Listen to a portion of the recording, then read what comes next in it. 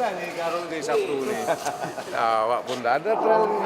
Saat sekarang ini saya akan sampaikan pengungkapan Polresta Banda Aceh terkait dengan tindak pidana pencurian kendaraan bermotor.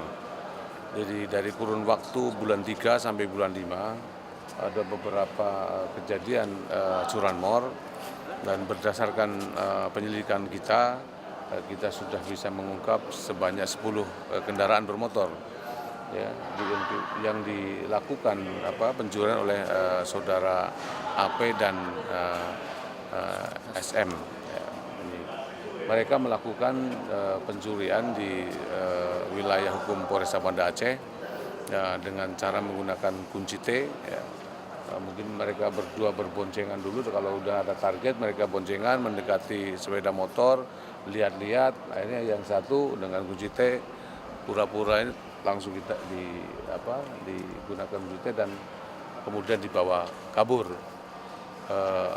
Yang bersangkutan berdua ini bukan orang Banda Aceh, yang bersangkutan berprofesi sebagai bengkel di suatu tempat di daerah kita di Lampung Nerut ya, di daerah Ketapang. Di situ dia berprofesi sebagai bengkel.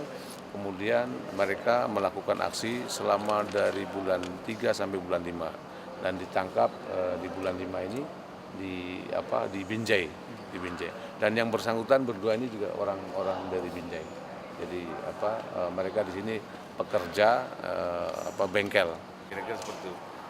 Seperti sepeda motor Pak, boleh dititipkan di polsek terdekat misalnya, ke mahasiswa? Oh, saya kira itu silakan aja.